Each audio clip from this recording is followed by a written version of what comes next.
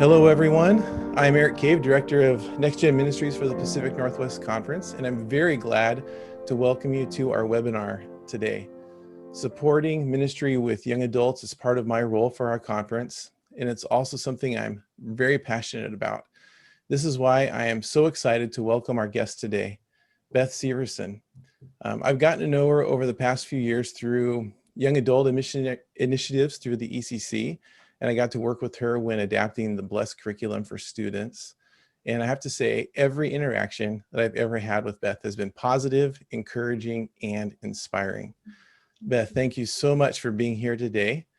Please take a moment to introduce yourself and tell us a little bit about your faith story and what took you into ministry. Well, thank you. It's so nice to see you guys on the call and see some very familiar faces and some new faces. So just first of all, just a shout out to all of you and all the ministry you're doing. May the Lord really bless you and may his hand of favor rest over you as you minister for his sake and for his kingdom. I'm delighted to be here and to tell you a little bit about myself. I am currently teaching at North Park University on the faculty in the we now call it the Christian Studies Department, and where beforehand I had primarily worked with adults and graduate students, I'm now working with undergrads and I'm loving it.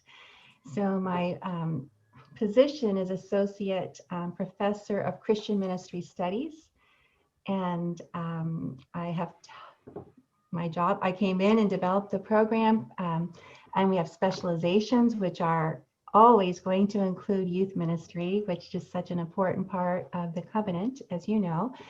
But students can, right now we're offering a camp and retreat ministry specialization.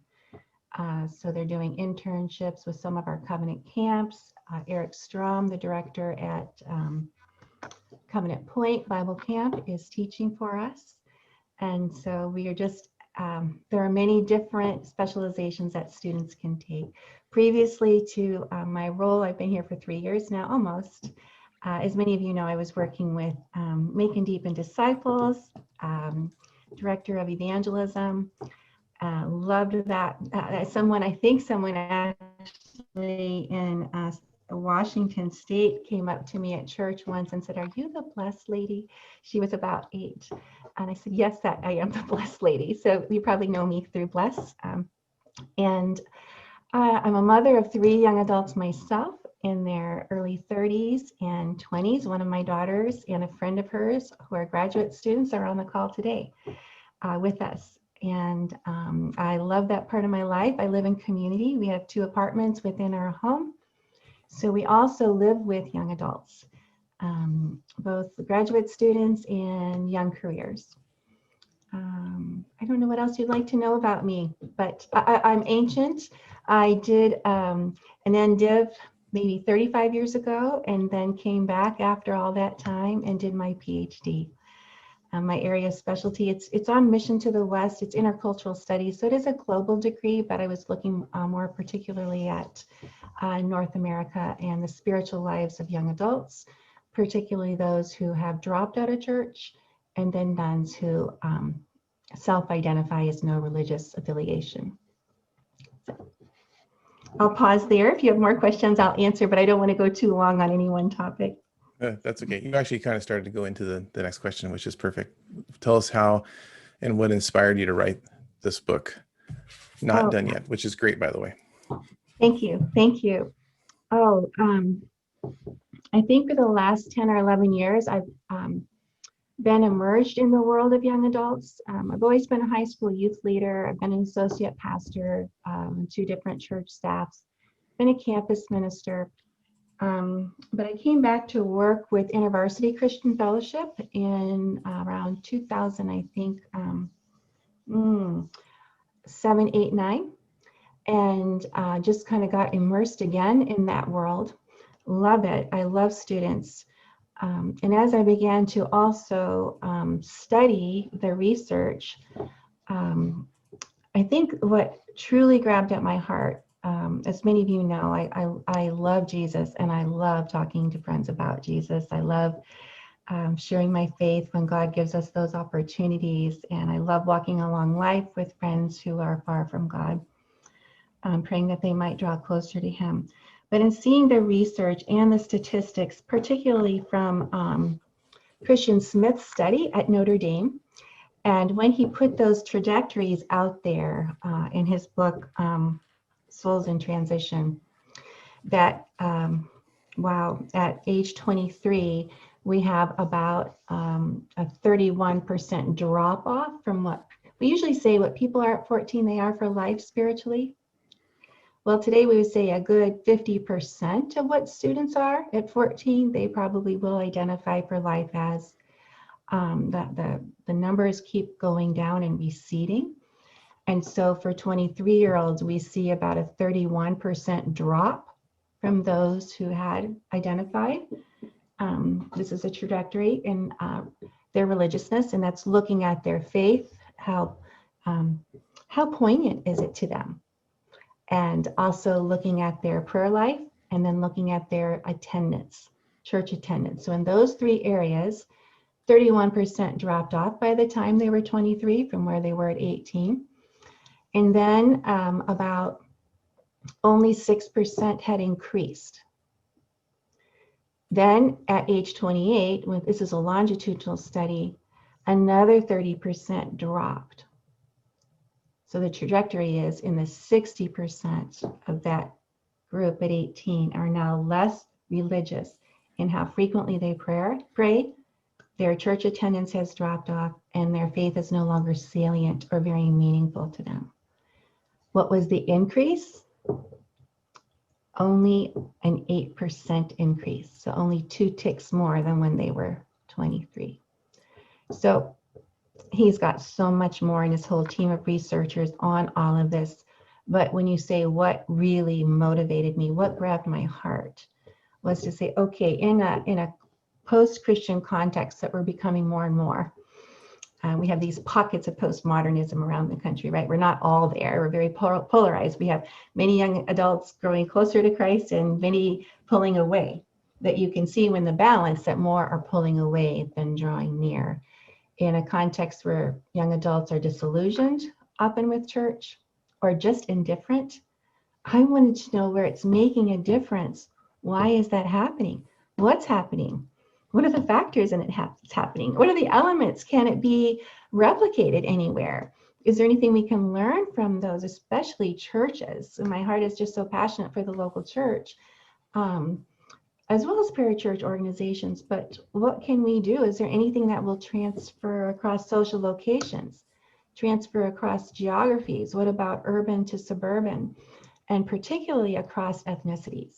Is there anything we can learn? And so in my research, I didn't learn everything I wanted to, just so you're aware. I think I just read another college student who wrote this, another doctoral student, the more I learn, the more I realize how much I don't know. So what I will be sharing with you is research that I did on the Evangelical Covenant Church in 19 to 20 churches, taking a deep dive on them that were making a difference in the lives of young adults. I found those through an online survey we did with the ECC. I also snowballed, and when I would find a pastor of a church that was drawing more young adults than others, that was seeing more new faith commitments among 18 to 30-year-olds, 33-year-olds than others, and those young adults were sticking, I would be asking those pastors if she or he knew of another church similar to themselves. So I was doing a snowballing effect, and then I also interviewed all of our superintendents in the Covenant in Canada and the US to find out the churches they identified that they believed were seeing new faith commitments among that age group. So triangulating that way is how I found our Covenant churches. I was also looking across size, ethnicity. I wanted to make sure, I think I have 10 or 11 multi-ethnic churches. There are some mono-ethnic churches. I have one of 2 Asian American churches. So I didn't get everywhere. There are no, to be very honest, I wish there were Latinx, Latino churches, but it would have taken me another year because I didn't get response from surveys and instruments and phone calls. But that is a whole nother area I really want to go after. However, I do present this information to some of our Hispanic Latino churches, and I often find that they resonate with some parts of the research. So as I share, you will have to contextualize. These churches were anywhere from, the smallest was about 175. That means every person connected to the church. So I'm not talking about membership numbers. But you have to realize you had to have 8 young adults who came to faith in Christ in the last 12 months at your church, and they had to incorporate or stick in order to be in the study. So that does disqualify small churches.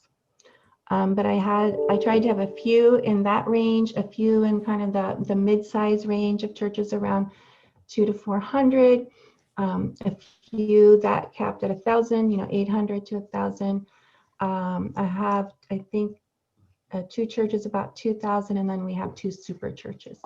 So in this study, there's a wide range of size. But the 5 principles that I'll be sharing with you, the 5, I've named them invitational practices, actually go across all those sizes in these particular churches. So I'll stop again. I'll let Eric ask me a question. So some of you like the demographics and others of you are like, can you just get to the findings? Yeah. Before we get to that, though, I do want to ask another question. In your book, you talk a lot about nuns and duns in reference to young adults. And I think you spoke to it a little bit already, but could you expand a little more on that? What are you talking about when you are referring to the nuns and the duns in our churches, as particularly how they refer to our young adults? Yeah, absolutely. So my research is on 18 to 33-year-olds. That's my target.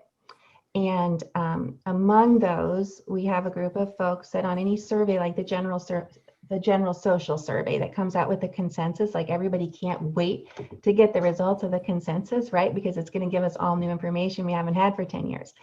But they are folks who identify, they'll have a religious tick question. Are you Baha'i? Are you, what are you? Catholic? What are you? And are you Muslim? What are you? And those who answer nothing, they're called nuns. I have no religious affiliation. And if you saw the Pew landscape, religious landscape research that was done in 2015, but again, we don't have another study that size. You saw there that 35% of millennials were identifying as nuns. I have no religious background. And that number is increasing among millennials and Gen Z. Now, does it mean there are a whole bunch of more people that are less religious than there were before? Not necessarily. It's growing, so there is concern among sociologists and sociologists of religion, but we also have to realize we're in a context in North America where people are becoming more comfortable in saying, I'm not Christian, I'm not Muslim, depending on their cultural context and their social location. Where are they speaking from? So it's one place where people they're just more comfortable being honest. So we don't know that all these people have shifted into this category. They may likely have been there before. They're just now saying, yeah, I'm not really Christian. I haven't gone to church in 20 years. I don't know why I keep saying I'm Christian or whatever. Those are nuns. Many of the nuns have church background. If you looked at the book Churchless by Barna and Kinnaman, they define those who are churchless. So they're not using nuns and duns now, and I'm going to get to duns in a moment, but they'll say churchless are people who have been out of church for at least 6 months, except for maybe a holiday or a wedding. And that's because that unchurched category, 3/4 of unchurched people have had some church background. Maybe they went to Awanas, or they went to Vacation Bible School, or they went as a kid until they were 12 and then kind of dropped out, or 14 and dropped out. They've got some touch in their background. It's the 25% of unchurched folks who actually have never been to church. So I was looking at nuns who don't identify as any religion. They don't find their faith important to them anymore. They don't pray regularly. They're just not doing any of that. But you have to know different studies categorize them in different terms. So duns I refer to as folks who've been there, done that, right? Those are our young people who maybe were involved in our youth groups. We invested a lot in them through their first 18 years, and now they've dropped off and they're not attending. And the question is, will they come back? In the past, we weren't as concerned. Sociologists like, lots of them, but Rodney Stark out of Baylor told us, don't worry about it. They're sleeping in or they're managing their lives, right? They're graduated from high school, they went on to trade school, or maybe they were from a background of privilege and they went on to college, or maybe they're full-time in their first job, or they're an apprentice, or they're going to the junior college while they're being a barista. They're just managing their lives. They'll come back when two things happen. Traditionally, those markers have been, they get married and they start families. That's when people generally, now talking about the United States in particular, come back to church or whatever their faith is. They come back to synagogue, or they come, whatever the temple, whatever. I don't want to just say Christians, but primarily I'm looking at Christians. Everyone in my study is a Christian. But we do see this in other faiths as well in North America. So, duns have been there, done that, and it's not working for them, and they haven't come back yet. So why are we concerned about folks not coming back? Well, if you look at 50 years ago, women got married at age 22. Well, actually, they got married at age 20 in so many months, and men got married at age 22 in so many months. So women 50 years ago, the majority were married at 20. The majority of men were married around 22, 23. Today, those numbers are 27 for females and 29 for men. So, wow, that's, 7 years in addition now. That means I've been out of high school for 9 to 11 years. But that's the mean, right? I might not be married till I'm 31, 33, 34. Millennials tended to marry later, So we don't know. Now that their friendships are formed and their memory is longer or just as long, from let's say age 12, they can remember, to 18 in youth group or church. But now their memory is much brighter and clearer and sharper from age 18 to 28, 27, 29, 31. Their friendships are formed, their habits are formed. And so what's to say now that I've been out of church a decade, I'm going to go back because I got married and had children. Young adults like their parents. They actually do in our studies. We often assume they don't at certain ages until they get to 30 or 32, when maybe they're going to like us again, depending on our families and that kind of thing. But actually, on all the data shows us they actually like their parents. But there is an area where they feel comfortable differentiating from their parents more than other areas. And one of those areas is just not going to church. It seems to cause the least amount of friction. I'm not usually home on Sunday mornings anyway. If I've been out late on Saturday night, I'm going to sleep in. I might go to church Sunday nights, but maybe there's a mass that's more convenient for me or whatever. But it's very likely that they're differentiating in this area. So it's another factor. So I'll pause there and let's see if you want to respond to that, and we can go on with some more questions. Sure. Actually, there are a couple of questions that came up in chat, specifically about this discussion of nuns and duns. And a couple of them are related. I want to kind of squish them together, if you don't mind. One says, those whom we call our tribe tend to be in faith deconstruction at some level. Could you speak to this in terms of your research with nuns and duns? And then the one I think is kind of related is this: the assumption that many of my friends in mainline churches have made is that the way forward in reaching the nones is to distance themselves from traditional orthodoxy, which is viewed as homophobic, transphobic, narrow, anti-science, and leaning more into social concerns and advocacy work. Do you think the research supports this? Okay, Eric, let's go back to the first half of that question. Could you just read it one more time for me? Thank you. The first one was, those whom we call our tribe tend to be in faith deconstruction at some level. Could you speak as to how this applies to nuns and duns? Yes, absolutely. So we definitely see that, right? And faith deconstruction can work two ways. It can be, we can think of it as, oh, my child grew up in a conservative evangelical home or a conservative Catholic home, and now they go off, maybe they go off to college and they get exposed to so many other people, or wherever, you know, it may or may not be college. I think we've got about, I think it's about 40% right now. I was just looking this week at how many students are actually going to college. I mean, that's dropping, right, with COVID. So, but they're being exposed to pluralism, lots of other ideas, but actually we're finding that we're not becoming more and more secular in the US because of pluralism. Actually, people are connecting to their own cultural backgrounds. There's a celebration of that going on. And when people come, like immigrants, especially to the US, they come packing with their cultural backgrounds, their faith is intact. And many times in those churches are one place of belonging where they're with other folks of similar backgrounds and their faith is quite strong. The kids that are maybe second gen sometimes are stepping away from immigrant church, their first generation church for some reasons, but we also see, like I think in Peter Cha's research in the silent exodus of young Koreans, that many times they're actually coming back to multicultural churches and sometimes coming back to second gen Korean churches in English. A lot of different things are happening, but there's a growing apart season and then there's a coming back together that happens among second generation. And it's very different among different ethnicities.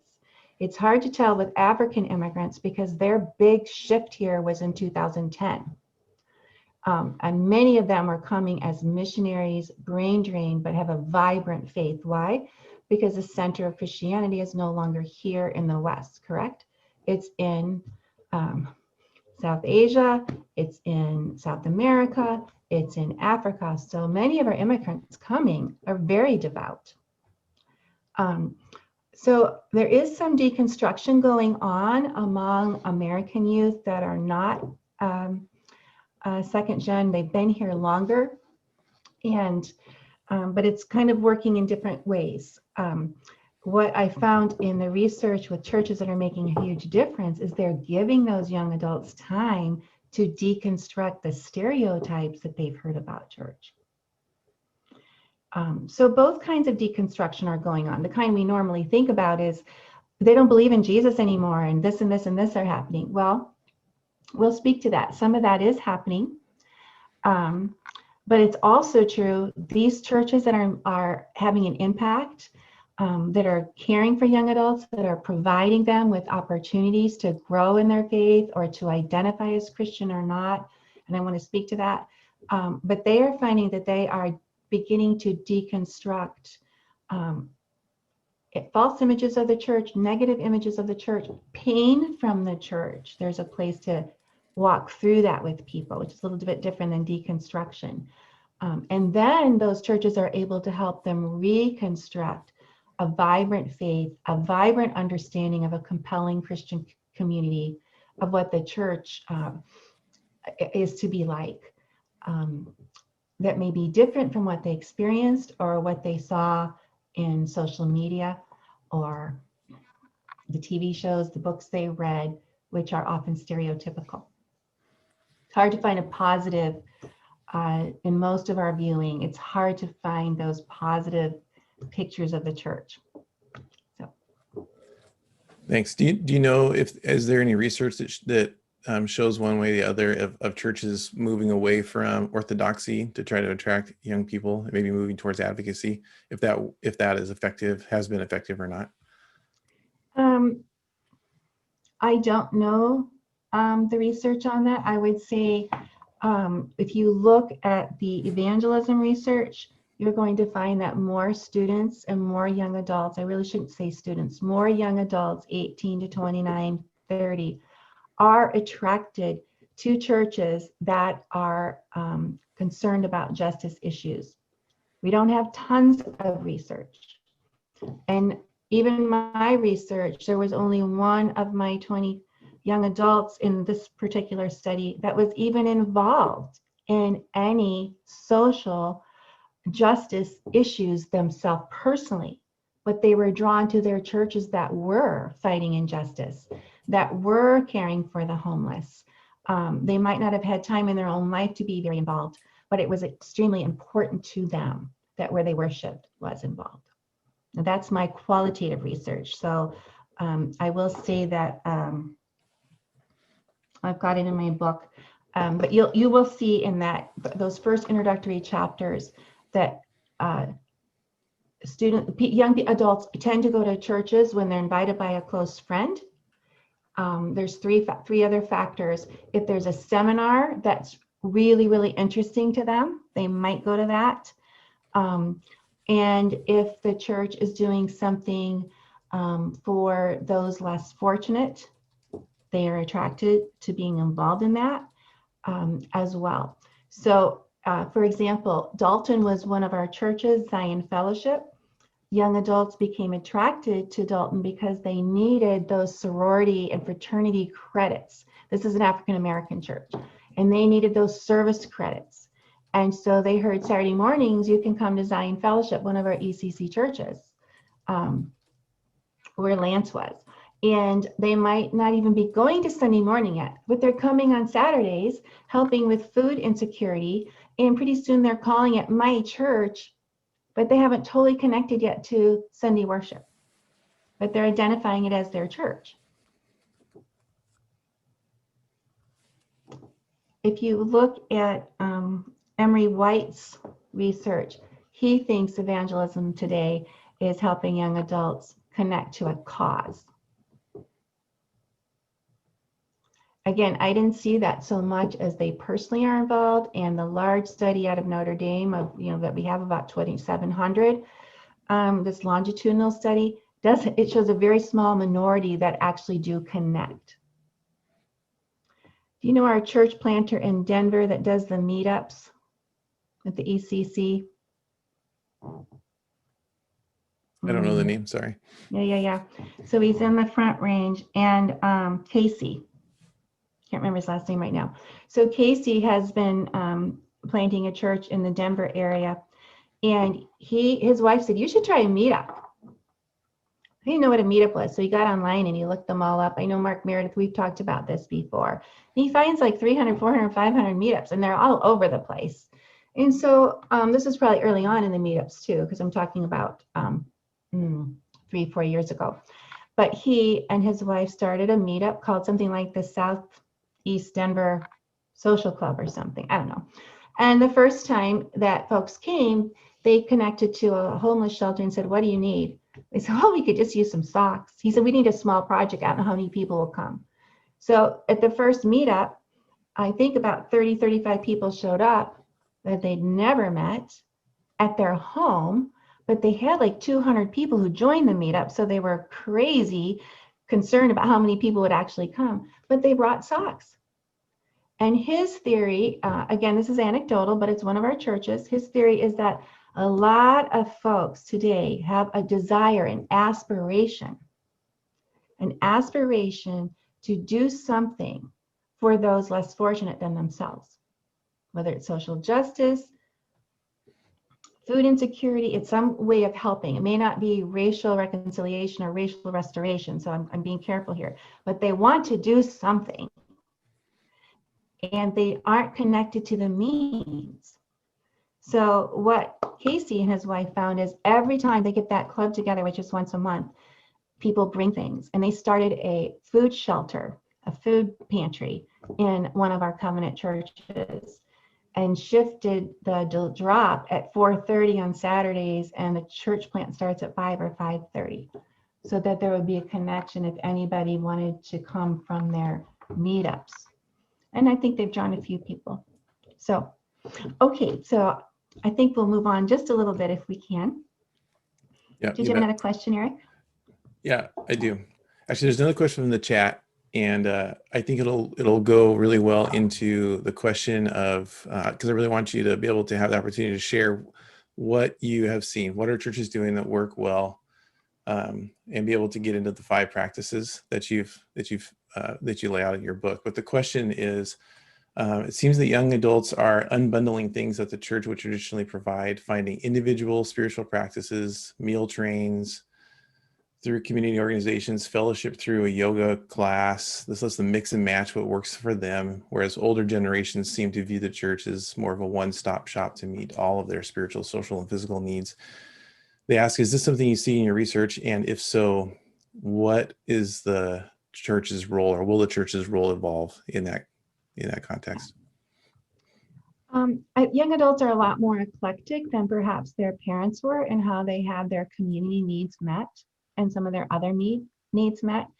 I don't think of it as competition, though. I think there is definitely a role for the church to play in their lives.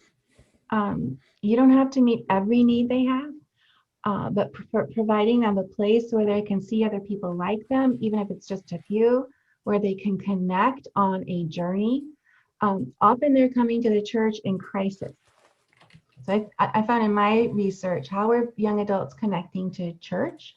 One, almost always, the most often answer is through a friend, and everybody's research says that, through a friend. It's usually a close friend or a family member, but and then often it's when they're in crisis and a friend.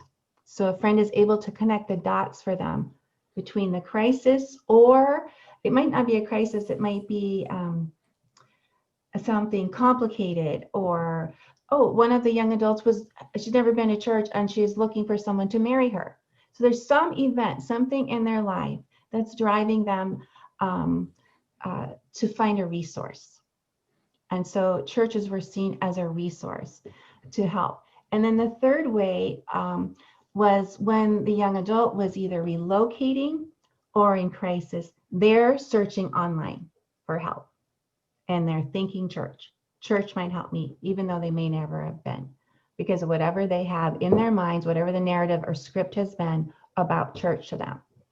And a lot of our culture is indifference. It's not necessarily that young adults feel really, really negative about the church. Not necessarily that. Yeah, they might not like big institutions, but that was kind of more of a millennial thing. We're not quite sure where Gen Z is even on that. So I think that we don't need to compete, but I think we do need to make sure that the young adults know there's something here for you. Our research shows, and this is from out of Princeton's research, that maybe some of you read After the Baby Boomers. And it was looking at the spiritual and religious lives of 20 and 30 somethings.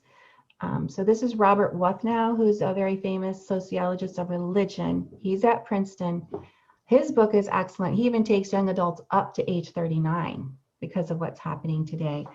But he says, our services for people, when we think about social services in the community, we provide everything from the time a person is born until they're 18. All kinds of social services for them. And then when they have kids or get married or get engaged, we start to have things for them again as far as social services. Think about the church, he says. We do the same thing in the church. We provide childcare, butterflies, nursery, right? We're teaching, we've got pre-K, we've got all kinds of things for the community as well. And we provide them something for when they're young, and then we provide them something for when they're in middle school, and then when they're in high school. But what happens at age 18 is, just like social services, we remove all the scaffolding right when they're ready to make some of the most important decisions and probably need the most community support. for finding a job, for connecting to a life partner, for determining whether or not they need more education or training and what would be the best use of the funds they have or will borrow.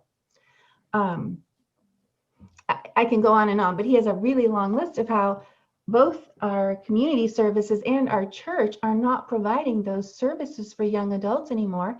And the message for many of them is there's really not much there for me. Now, it's true, some of our churches are small and we're not able to do that, but maybe we can think about connecting with each other and what we could provide. But I just want to pause there for a moment. So I'm saying we don't need to compete. Not every church I studied even had young adult ministry. What did they have? Is it all right to shift a little bit, Eric, if I shift on? Okay. Yeah, please do. So these were the 5 kind of practices that I discovered. And Eric, if you'd like to pull that up, it would be great. So there's that pathway to how do I get to church? And I'm going to use 5 I's. They just came out of the, as I was working with the research, it kind of just came up out of the research, and using I's, I think, helps us also just in our memory work. So what all these churches did of different size, different locations, different places around the country, one in Canada, different ethnicities, is that people were initiating. They had people in their life who didn't know Jesus, who, whatever terminology you use in your church context, they were far from God at that point in their life. They might not even be seekers. They may be duns, they dropped out. They may have absolutely no church experience. They may be from another faith background. They may be atheist, but they had friends. Now, that's not rocket science, right? That's just, well, we can all do that. And that's been the story since Lon Allison and before, if you've been in the covenant for a while. Our director of evangelism 20 years ago. We got to have friends. Okay, so what do I mean by initiate? So they hung out with them. They did things with them weekly, whether it's a cup of coffee, whether they worked together. They found ways to connect. They had friendships. And those friendships were close friendships. And they renewed friendships with people. If they'd gotten away from friends for 5-6 years, they renewed those. They started connecting again, texting with folks, call once in a while, video chat, getting together for coffee after 5 years. So they were initiating, and some of them were growing and initiating too. Might not have been happening 5 years ago. So that's a hope thing. They began to initiate again. And they connected those dots like I mentioned before. If that friend was in crisis, they were able to say, hey, you know what? My pastor talked about that once. He or she would love to get together with you for coffee. Or, you know what? We're doing a sermon series at church on that. Want to come? You don't have to believe anything to come. Just come. You'll be totally comfortable there. So they initiated, they had the friendships. Then in the friendships, they were super comfortable talking about their faith. They never pushed it on anybody. They're not what we think of as Bible thumpers. The name Jesus isn't coming up in every sentence, but they're genuine. They're real. They love God. They're not ashamed of it. They like church. They like their pastor. And once in a while, it comes up naturally, just naturally, not forced. And there's a sense of intrigue. Many of the young adults were intrigued by their friends and their friends' faith. So they identified that they were people of faith. Oh, I'll pray for you. Whatever. So Initiate had lots of things going on with it, right? They didn't just have the friends. They naturally talked about their faith, and they connected dots for people if they were in crisis or needed a resource in some way. And you don't need to, what was the invitation extended? Generally to Sunday mornings. Almost always that was the case. Occasionally it was some other portal, which I'll explain in a moment when I give an example. But most of the time, the research shows, not just mine, but lots of people's research shows that where do folks, young adults, first enter the church door many times is in that weekend service. So my suggestion then would be based on that is we've got to look at that weekend service, not necessarily to go back to being seeker churches, but to being hospitable and welcoming to folks who show up that are unchurched, that don't really know the church or haven't been there for a long time. So we'll get to that in a moment. So these churches were not only initiating, folks then started inviting. At some point, they invited their friends into church. But I want you to think about invitation in 2 ways, maybe even 3 ways. So they're inviting as people. Hey, come on out with me.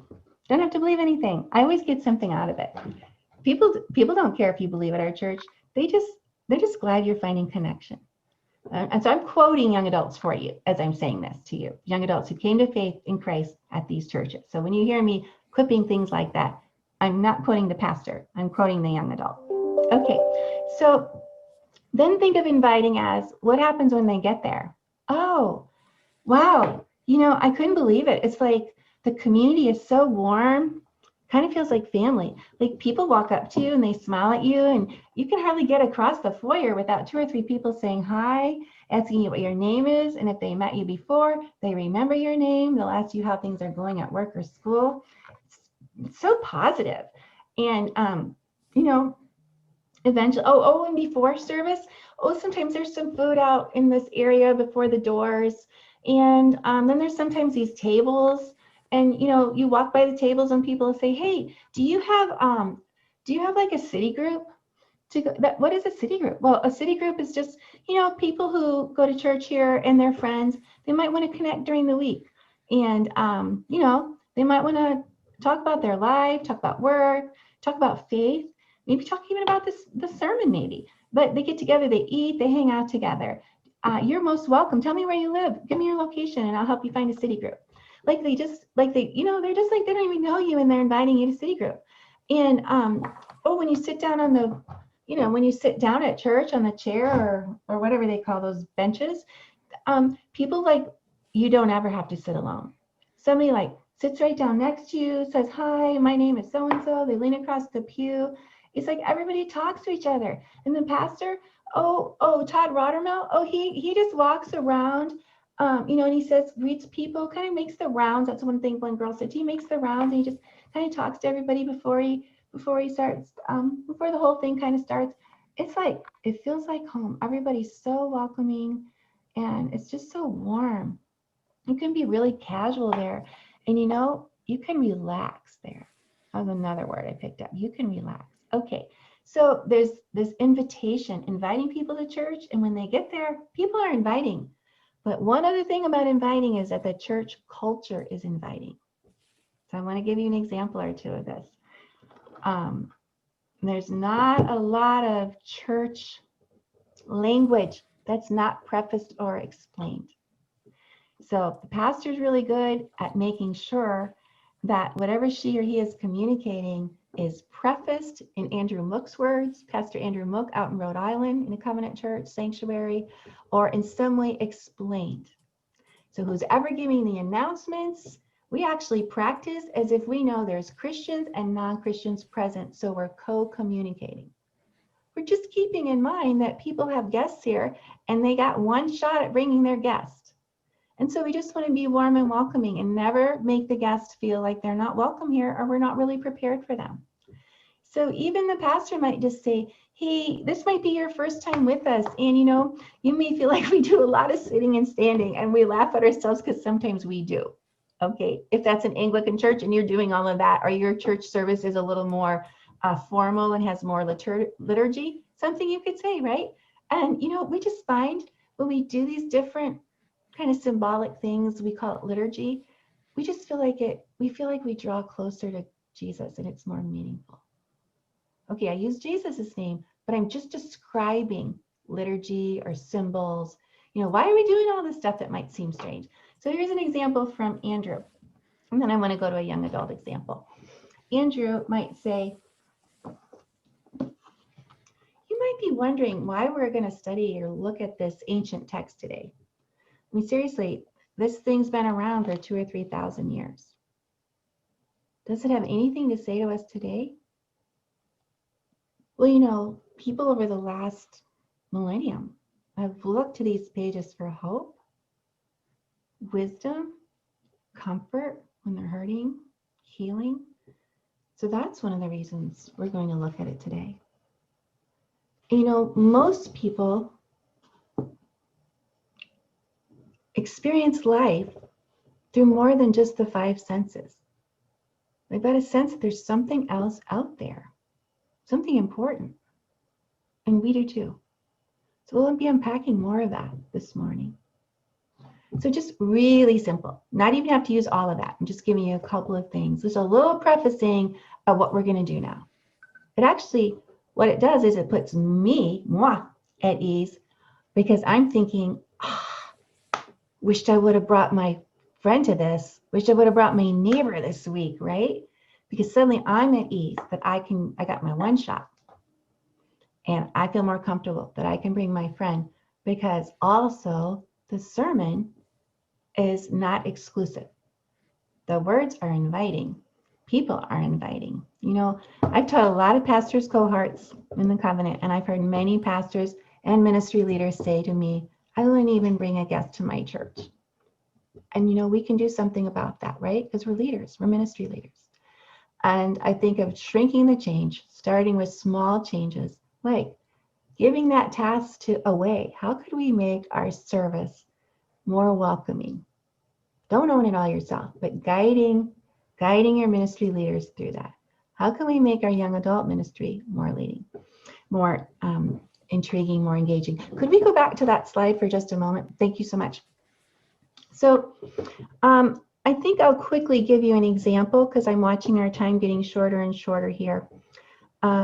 So the practice is we're initiating, inviting people, and inviting them into a very welcoming, inviting culture. I call it invitational culture. I got that word from millennials and Gen Z, so that's why I use it.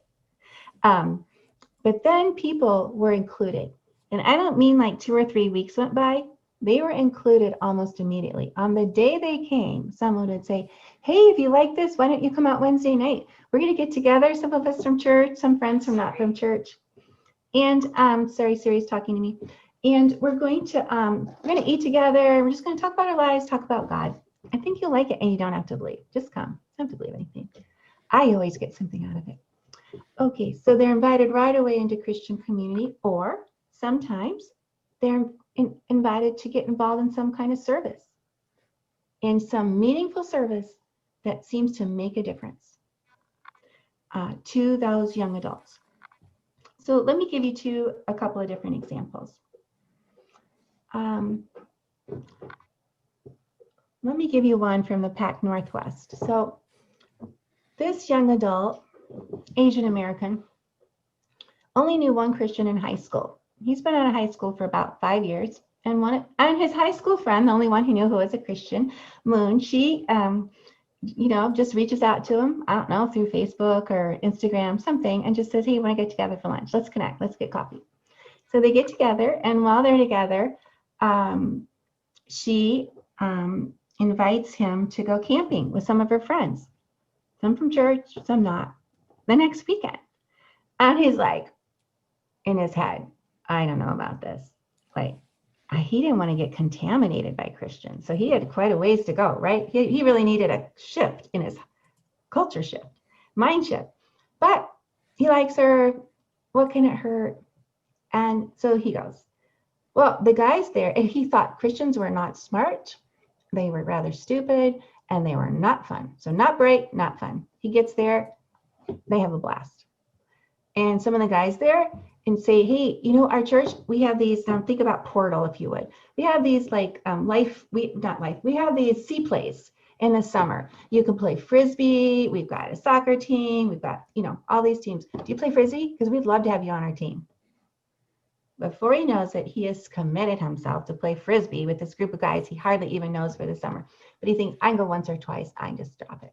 So he goes. Well, there's so much intrigue. He loves it. And they talk about his pastor's nonprofit thing that he does somewhere else in the world. And they're like really fun and really cool. And by the end of the summer, he says to his friend Moon, the sea plays end, hey, I'd like to check that church out with you. Can I just come with you one time?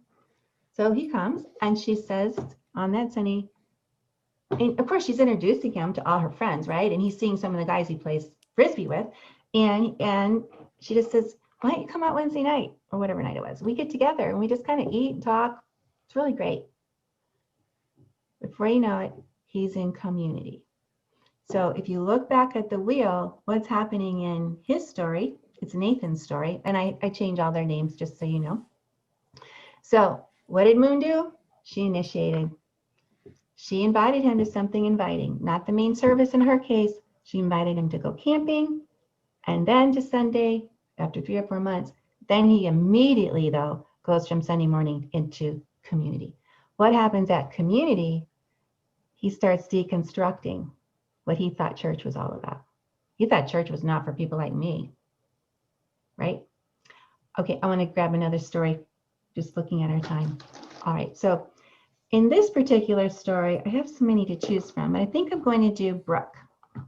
So Brooke is out in California. She is an online stripper. She got like 50,000 followers. She has been binge drinking, and she and her boyfriend, and he's got a little church background. He doesn't go, but he's got some Christians back there, are moving to the Midwest. And she thinks, I got to get out of this. This is my chance. I can start over. And I'll tell you, going to Burning Man Festival, I meet people all the time who want to start over. They've been abandoned. They're broken. They're hurting. They want to start over. So she's about 25 and she wants to start over. So what does she do? Gets on an online search, finds this town in Michigan and looks for churches. And she finds this church and she's looking at the website. She's even listening to a sermon. And the website says, in her words, come know God with us, come grow in Jesus with us, and come go help those who are hurting with us. So she gets right there and she says, oh, there's the pastor, connections pastor. And she emails him right away. Hey, I've got it in my book. I don't know God. I don't know anything about God. I don't know about this God thing. But she goes, I definitely want to grow. And I would like to know God, and I'd like to help in some way, but I just got to be honest. I don't know a thing about God. I've never been to church. And I don't know the Bible. So what does he say? I wish I had time to read it. I love what it's one of our ECC pastors, associate pastors. I love what God's doing in your life. I love the journey you're on. I'm just applauding you. Way to go. That's awesome. Hey, we'd love to meet with you. If there's anything we can help you with in your journey, just let me know. In fact, are you moving to town next week? If you want to, I can meet you right at church and I can give you a tour. So what happens? She shows up with her boyfriend. I have to tell you this, as I'm looking at her, I kept thinking she's got this beautiful paisley top on. And suddenly I realized, oh, she's in full body art. Beautiful young woman, full body art. And I love that because she's coming into fairly, right? It's like your church. Think about her coming into your church. And she's met at the door by a pastor and her live-in boyfriend.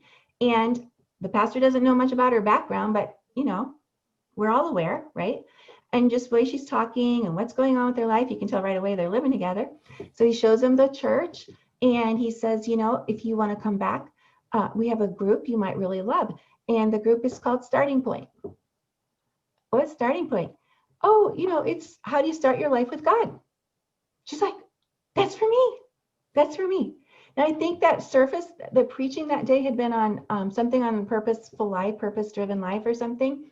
But it was just so perfect for her. And not a lot of the words were like, I got to get all the slang that all my son-in-laws and my kids say to me. And I'm always saying, oh, what does that mean? What does that mean? Let me write that down. No. You don't have to do all that. I mean, it's really nice if you're watching some of the films they're watching and you know some of the music, but you don't have to do all of that. It's just, okay. So anyway, they just tell them what it is. It's how to start your relationship with God. Oh, I can do that. And give that title to some young people to put together.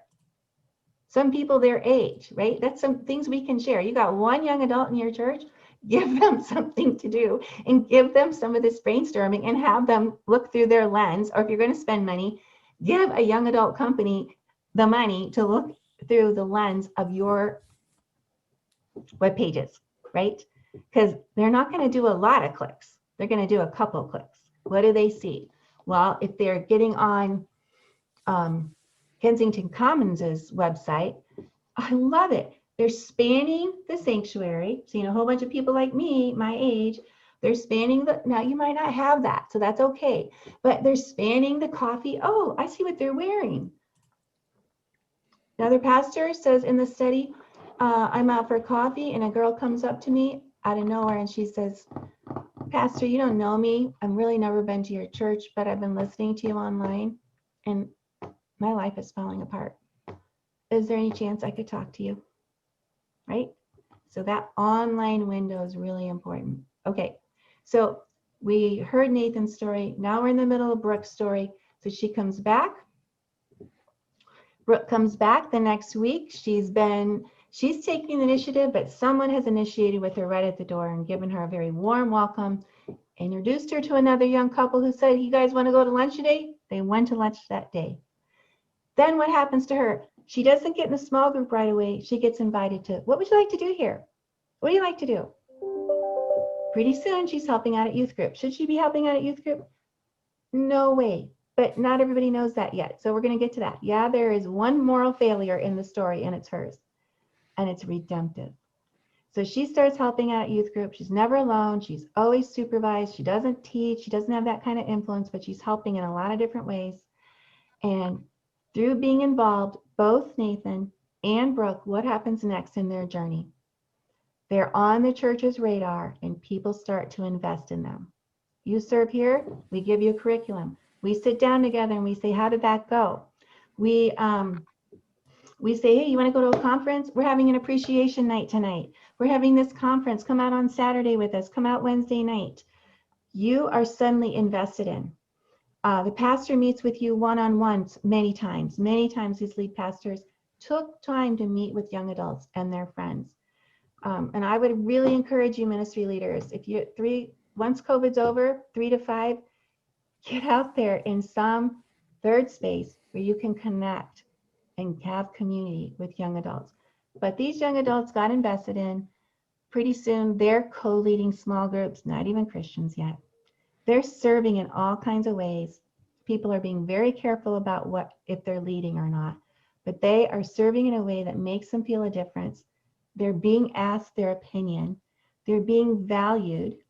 They're having an extended period of time at church to experiment with their identity. And if you read the identity literature, young adults, no longer in high school, but 18 and older, are on that identity exploration. You read the first chapter. And what is the church doing?